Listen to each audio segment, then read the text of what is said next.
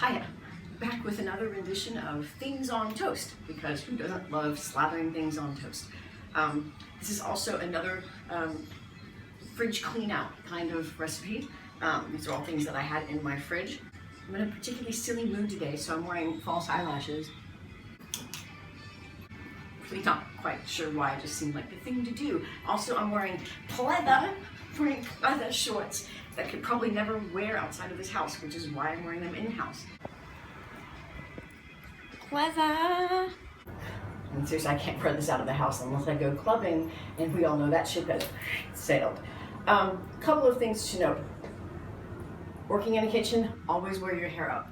So I'm gonna do that now. This is not one of my best looks, but you also don't want to find nasty old hair in your food. It's not attractive. Also in the US, a health code violation. Second thing you want to do, wash your hands. So, wash my hands.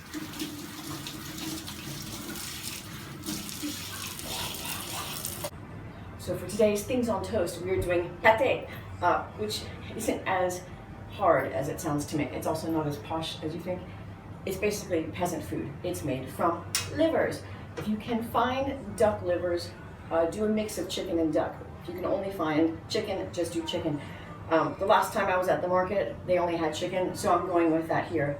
This is about 250 grams worth of chicken livers that I have liberally salted on both sides and let sit for about 10 minutes.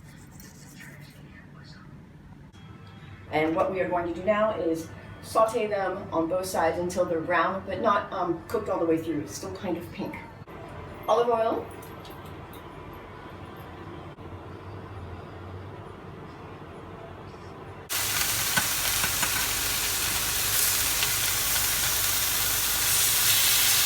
While your liver is sauteing, you can go ahead and get the next ingredient ready. Onion. This one has been living on top of my fridge for a while. He's developed a little, he wants to go places.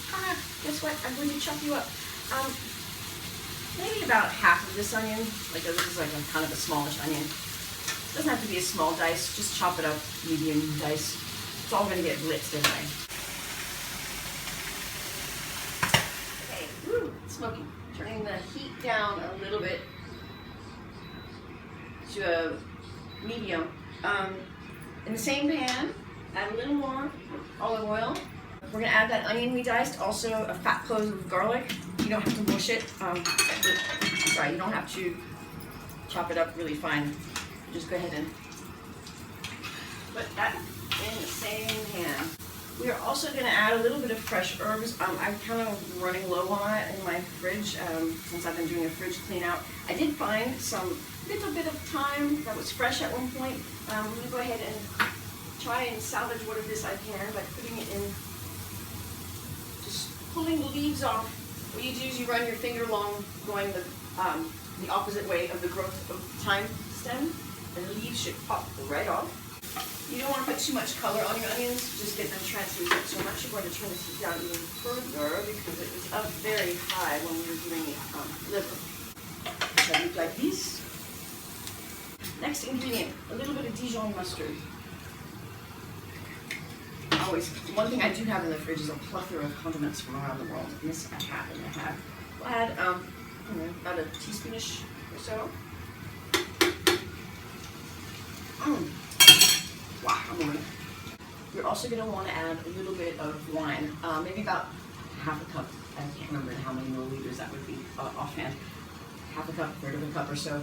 For this, don't use anything fancy used. Well, I'm going to use boxed wine.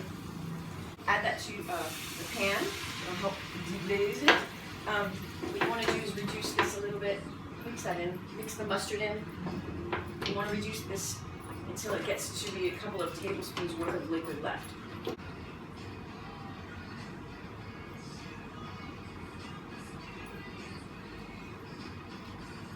Okay, so that should take about 10 minutes or so to reduce. We're there now. Let that cool a little bit. Turn your heat off. When that has cooled a little bit, go ahead and toss that in your food processor with the cooked livers that you set aside. We'll also use, for this, I have about 80 or 90 grams of butter that I've cubed up. Also add a little bit of vinegar. just a splotch, a couple, maybe a tablespoon's worth. No, maybe about 2 teaspoons worth. And salt and pepper. Texture-wise, it doesn't have to be completely smooth. This is to your liking. I'm just gonna blitz it until everything has incorporated. If there's chunky bits of liver or butter left, that's fine. I mean, it's pâté. It's nothing fancy, really. Alright, so here is the texture that I have. I don't know if you can tell, it's not totally processed. It still has thick pieces of liver, which is great.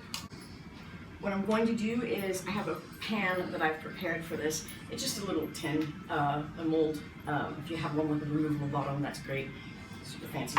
Line it in plastic wrap. You can also use a bowl. So go ahead and layer that into your tureen mold, pressing down with your spoon, not too hard, but enough to get all the air bubbles out because we don't want that.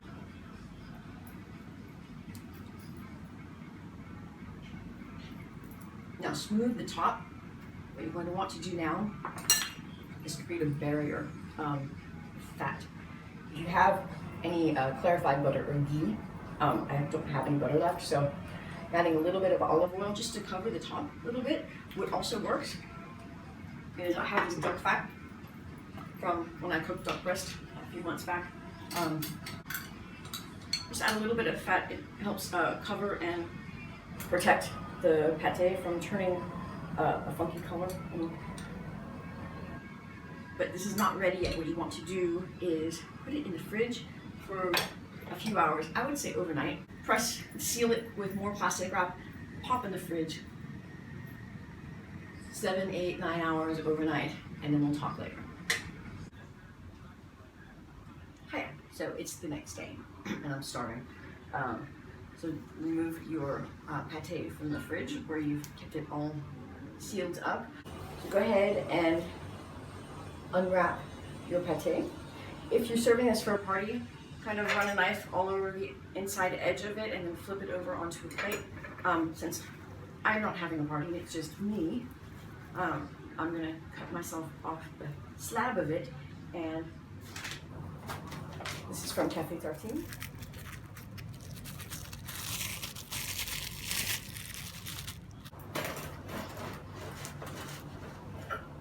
You can remove the fat that's on top, the oil or the ghee, or I use duck fat, scrape it to the side.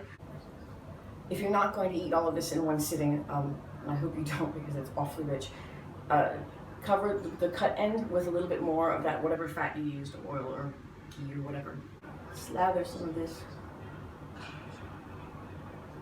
onto my toast.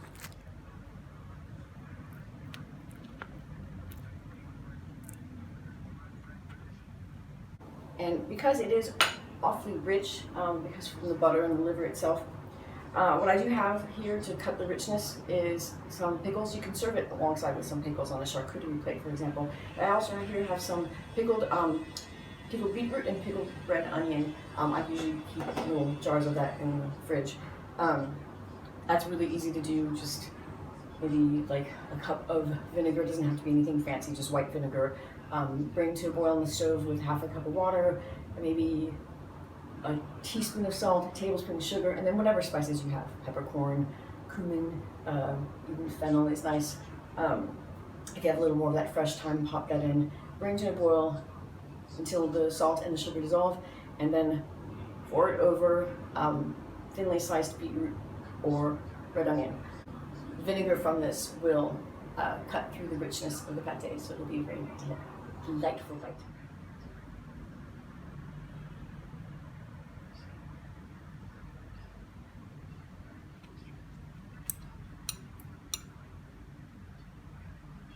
And there you have it, another rendition of Things on Toast. This was pâté.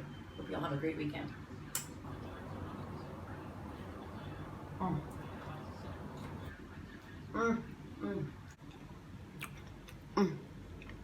So good, don't you wish?